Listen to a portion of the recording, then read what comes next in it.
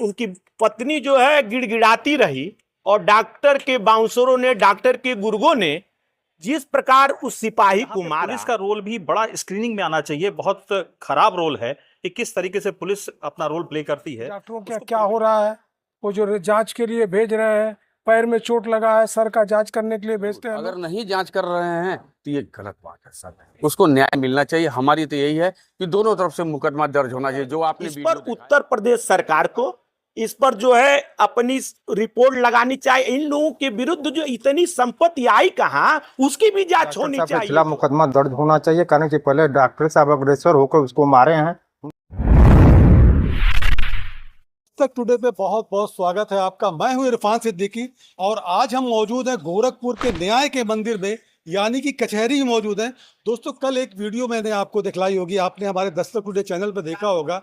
गोरखपुर के डॉक्टर और सिपाही का प्रकरण जो कि बड़ी सुर्खियों में चल रहा है। और दोस्तों, सिपाही को जेल हो गई, ये भी मैंने आपसे बताया था। और इस मुहिम को लेकर के सिपाही को न्याय नहीं मिला, डॉक्टर को न्याय नहीं मिला, तो हम इस वक्त आए हैं, अधिवक्ताओं के पास आए हैं, उनसे जानने आए हैं डॉक्टर को न्याय मिल सकता है और जो वीडियो वायरल हुई है उस वायरल वीडियो के हिसाब से सिपाही को क्यों नहीं न्याय मिल सकता है। यही जानने के लिए आज हम कचहरी में आए। दोस्तों, आप तस्वीरों में देख सकते हैं तमाम अधिवक्तागण यहाँ पे सीनियर वकील हमारे साथ मौजूद हैं। इनसे जानेंगे कि उस सिपाही को भी न्याय मिलना चाहिए कि नहीं।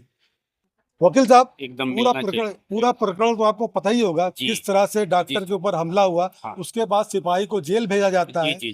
और एक वीडियो वायरल होता है जिसमें बुरी तरह से सिपाही को पीटा जा रहा है। आप लोग कानून के ज्ञानी हैं। हाँ, वो तो हम यही जानना चाहते हैं कि क्या सिपाही को भी न्याय मिलना चाहिए? एकदम मिलना चाहिए सर, एकदम मिलना चाहिए। जब कहीं नहीं होगा तो न्यायालय का दरवाजा खुला ही है। वो तो उसको अधिकार है सर, वो अधिकार के तहत तो चलता है। डिमांड करेगा एकदम मिलेगा सर। न्यायालय में जाएगा, मजिस्ट्रेट को दरखास्त देगा, होगा, फिर मुकदमा दर्ज होगा सर।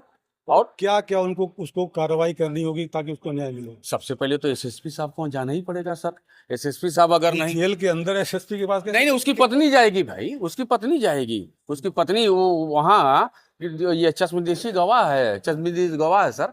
वो उसकी पत्नी जा ही रही है। आज आपने बताया कि एसएसपी महोदय को वहाँ गई है। हाँ। लेकिन अगर एसएसपी महोदय को जाना है, कम से कम वहाँ मौके पे जाकर जांच करवाना चाहिए सर, थाने को जरूर। अगर नहीं जांच कर रहे हैं तो ये गलत बात है सर। उसको न्याय मिलना चाहिए। हमारी तो यही है कि दोनों तरफ से मुकदमा दर्ज होना चाहिए। जो आपने वीडियो दिखाया है सर, उस वीडियो के आधार पर मुकदमा दर्ज होना चाहिए। मेरी तो यही राय है। तो आपने देखा कि वकील साहब का कहना है कि जो वीडियो वायरल हो रही है उस वीडियो के हिसाब से उस सिपाही को भी न्याय मिलना चाहिए। कुछ और लोग हमारे साथ उनसे बात करते हैं। आप क्या कहेंगे सर? हम यही कहेंगे कि डॉक्टर साहब के खिलाफ मुकदमा दर्ज होना चाहिए, कारण कि पहले डॉक्टर साहब अग्रेसर होकर उसको मारे हैं, उनके आदमियों मारे हैं, इसलिए डॉक्टर साहब के खिलाफ मुकदमा दर्ज होना अति आवश्यक है। डॉक्टर साहब के ऊपर ही मुकदमा दर्ज होना चाहिए। सर, आप क्या कहेंगे? देखिए, इसमें जैसा कि आप मुझे बता रहे हैं, सबको आपने अपने वीडियो में भी बताया कि कैसा आप जो वीडियो प्ले कर रहे हैं, तो उसमें सबसे पहले घटना घटती है कि उस सिपाही के साथ मारपीट होती है। वो सिपाही अपनी ग्रीवेंस को, अपनी शिकायत को लेकर थाने जाता है। तो यहाँ पे पुलिस का रोल भी बड़ा स्क्रीनिंग में आना चाहिए। बहुत खराब रोल है कि किस तरीके से पुलिस अपना रोल प्ले करती है।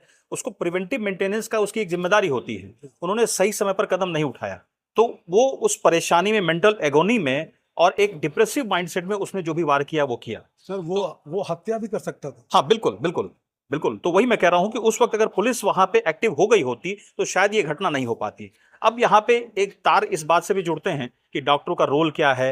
ये सब स्क्रीनिंग का विषय है। उन्होंने कैसे ट्रीटमेंट किया और जो सारी चीजें उसमें जो एलिगेशन लगाए जा रहे हैं उनको जांच करना चाहिए, उस पर कमेटी गठित होनी चाहिए, क्योंकि ये बड़ा सीरियस है। और एक दो नहीं, ऐसे बहुत सारे वाकये आ रहे हैं। तो ये मुझे लगता है कि बड़े व्यापक नेशनल लेवल पे एक हाई पावर्ड कमेटी बना के इस पर जांच होना चाहिए और इन विषयों को गंभीरता से देखा जाना चाहिए। कमेटी बनाकर जांच करनी चाहिए, वकील साहब का ये कहना है। सर, पूरा प्रकरण तो आपको पता ही है कैसे क्या घटनाक्रम है।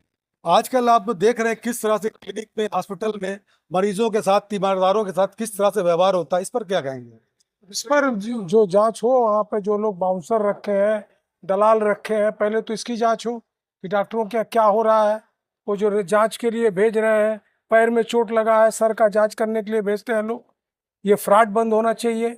वेंटिलेटर पर मरे हुए व्यक्ति को लोग वेंटिलेटर पर लगा रहे हैं, उसकी जांच होनी चाहिए कि किस तरह से लोग उपचार कर रहे हैं। सर, जांच आदमी कैसे कर रहा है? यही सिपाही जो है लेके पहुंचा डॉक्टरों के पास मेडिकल बनवाने के लिए, वो इसके खिलाफ ही बन गई। देखिए, इसमें कहीं ना कहीं प्रशासन पूरी तरह जिम्मेदार है। अगर एक पुलिस का कर्मचारी पीटा जा रहा है तो कम से कम पुलिस वालों को उसके साथ तो रहना चाहिए, उनके खिलाफ एफआईआर उसी दिन अगर हुआ आज होता, उसके साथ एक बड़ा संगठन आईएमए उसके साथ है, पुलिस के साथ, इस सिपाही के साथ क्यों नहीं है? ये पुलिस वालों को जवाब देना पड़ेगा, इसके लिए प्रशासन को जवाब देना पड़ेगा कि अगर वो पीट मार खाया और थाने पे गया तो रिपोर्ट क्यों नहीं की गई, पुलिस ने जांच क्यों नहीं की? इस जांच के पीछे सबसे बड़ा हाथ तो प्रशासन का है। तो आपने क्यों इस तरह छूट दिया कि दूसरे दिन एक अति निंदनीय घटना वो भी घटी? डॉक्टर को मारना भी गलत था, उसको भी मारना गलत था। इसकी जांच होनी चाहिए और थाने पर भी पूछना चाहिए कि आखिर क्यों कार्रवाई नहीं की गई। अगर उसको 4 बाउंसरों ने पीटा है तो ऐसे तो कोई मारेगा नहीं। 4 नहीं सर, दर्जनों दर्जनों मारे हो, जितने मारे हो, तो इसकी जांच यही करंट थाना कितनी दूर था उससे, उस हॉस्पिटल से? पुलिस के लोगों को जाना चाहिए, जांच करना चाहिए। कम से कम एक पुलिस कर्मचारी था और उसके बाद वकील साहब का यही कहना है कि दोनों पक्षों को सुना जाए और जिनकी भी जो गलती हो उस हिसाब से उनको सजा दी जाए। हमारे साथ कुछ और लोग हैं। सर आप क्या कहेंगे सिपाही के मामले को लेकर? देखिए, इसमें जो है, आप जानते हैं गोरखपुर में जितने भी हॉस्पिटल हैं, सुरक्षा के नाम पर सभी के यहाँ कैमरा लगा हुआ है।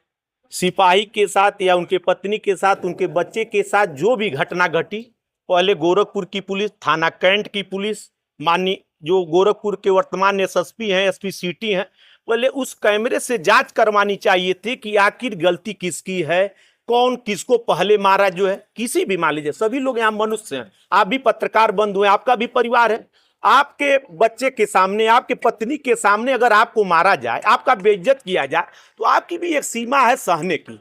आज जैसा मैंने मीडिया के माध्यम से, पेपर के माध्यम से मैंने सुना, उनकी पत्नी जो है गिड़गिड़ाती रही और डॉक्टर के बाउंसरों ने, डॉक्टर के गुर्गों ने जिस प्रकार उस सिपाही को मारा, तो उस समय इस तरह की घटना आवेश में आके कुछ भी हो सकती है। ऐसा मैं नहीं कहता, हो सकता है डॉक्टर साहब की हत्या हो जाए। ऐसा थोड़ी ना कुछ सिपाही की डॉक्टर से कोई व्यक्तिगत दुश्मनी थी। जैसे यह लोग, जैसे पहले जो डॉक्टर पेशा था, चाहे अधिवक्ता का जो पेशा था, यह लोग क्लाइंट से पैसा नहीं मांगते थे। जो क्लाइंट आता था, जो उनके जेब में डाल देता था, यह लोग जानते थे कि हम उनकी सेवा भावना थी। चाहे, लेकिन अब सेवा भावना गई। जितने भी गोरखपुर के डॉक्टर, उनकी जो मानवीय संवेदना है, सब मर गई। केवल डॉक्टर जो है जांच के नाम पर, दवा के नाम पर केवल एक धन वसूली का कार्य कर रहा है और लग्जरी लाइफ जीना चाह रहा है। लग्जरी लाइफ इस समय जी रहा।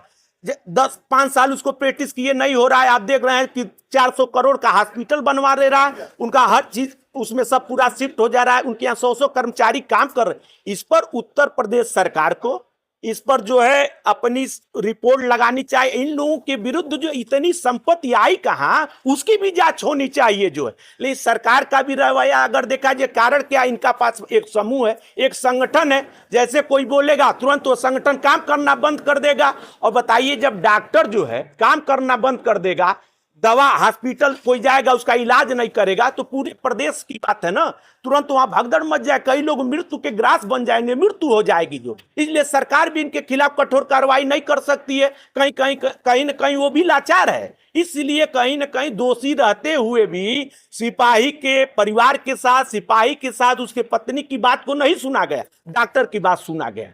लेकिन सबके लिए कानून बराबर है। 156(3) सीआरपीसी की जो व्यवस्था दी गई है, उन्हीं लोगों के लिए दी गई है। अगर थाने पर आपकी सुनवाई नहीं होती है, एसएसपी की यहाँ सुनवाई नहीं देती है, तो आप उसके लिए आप आइए, हमारे मजिस्ट्रेट की यहाँ मुकदमा दर्ज करिए। और हम अधिवक्ता तो हमेशा जो उन्हीं लोगों के साथ खड़ा रहता है जिसका कोई सुना नहीं जाता, कोई सुनवाई नहीं होता है। अधिवक्ता बंद उसके साथ खड़ा होकर उसकी जोरदार तरीके से पैरवी करके उनके खिलाफ मुकदमा दर्ज करवा कर उनको जेल भिजवाने का कार्य करता है। कई बार ऐसा अधिवक्ता बंधुओं ने, हमारे दीवानी न्यायालय के लोगों ने कर चुका है। तो डॉक्टर के खिलाफ आज भी हमारा एक प्रतिनिधि अधिवक्ता बंधु जो अभी एसएसपी के यहाँ गए थे, उस महिला सिपाही के पत्नी को लेकर उन्होंने अपनी बात से कहा है, अगर वह नहीं दर्ज कराते हैं तो हम लोग उनको माननीय न्यायालय में बुलाकर उनके 156(3) दाखिल करके आप मुकदमा जो है पंजीकृत कराने का कार्य करेंगे। तो वकील साहब ने पूरी बात बताई अपनी, किस तरह से कैसे कार्रवाई होनी चाहिए।